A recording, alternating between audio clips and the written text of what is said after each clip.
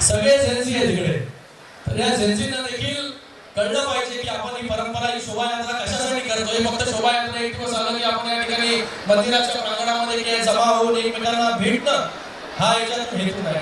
याच्यातून जी परंपरा आहे, जी संस्कृती आहे, पुढे घेऊन जाण्याचं, याच्यामधून जे संदेश देण्याचं काम जे आहे त्या ठिकाणी गणेश मंदिर संस्था करते. वेगवेगळ्या रथांच्या माध्यमाने देखील या ठिकाणी संदेश देण्याचा प्रयत्न या ठिकाणी होतो. आज आपण देखील एक रथ केला विकासाचा रथ, ज्याच्यामध्ये येणाऱ्या काळामध्ये डोंबिवलीमध्ये जे जे विकास प्रकल्प होणार आहेत, मेट्रो असेल, डबल डेकर फ्लायओव्हर असेल, हॉस्पिटल्स असतील, चांगले रस्ते असतील, फ्लायओव्हर, वेगवेगळ्या इन्फ्रास्ट्रक्चरची कामं असतील, हे दाखवण्याचं काम केलं. कारण देशभक्ती बरोबर विकास देखील तितकाच महत्वाचा आहे. प्रत्येक शहर देखील त्याच वेगाने जे आहे पुढे गेलं पाहिजे या हेतूने माननीय नरेंद्र मोदीजी असतील, त्याचबरोबर आपले मुख्यमंत्री, उपमुख्यमंत्री महोदय असतील, हे पूर्ण ताकदीने या शहरांच्या मागे आहे. एवढं देखील या प्रसंगी सांगतो. पुन्हा एकदा सगळ्यांना नवीन वर्षाच्या खूप खूप शुभेच्छा.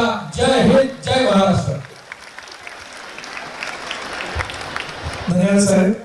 आणि अतिशय कर्तव्यदक्ष अधिकारी अशी ज्यांची ओळख आहे, जे अत्यंत कमी बोलतात, मला असं वाटतं ते कृतीतून जास्त बोलतात, असे डोंगरे साहेब आज इथे आपल्याला प्रमुख पाहुणे म्हणून लावले. मी म्हटलं असं ते कमी बोलतात, पण आज मी त्यांना विनंती करतो की त्यांनी सगळ्या डोंबिवलीकरांशी संवाद साधावा. सन्माननीय व्यासपीठ, गणेश संस्थांचे सर्व पदाधिकारी आणि या ठिकाणी मोठ्या उत्साहानं आणि मोठ्या संख्येने उपस्थित असलेले सर्व डोंबिवलीकर, ज्या नववर्ष स्वागताची परंपरा 28 वर्षापूर्वी गणेश संस्थांच्या माध्यमातून सुरू झाली, मला वाटतं पुढं महाराष्ट्रात, देशात नव्हे जगात देखील स्वागत हे पहिलं असेल.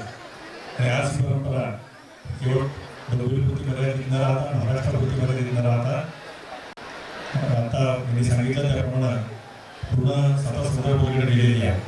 त्यामुळं गणेश संस्थांचं मी अभिनंदन करतो. कोणतीही परंपरा जेव्हा चालू राहते त्यावेळी त्या परंपरेसाठी लोकांचा सहभाग खूप महत्त्वाचा असतो.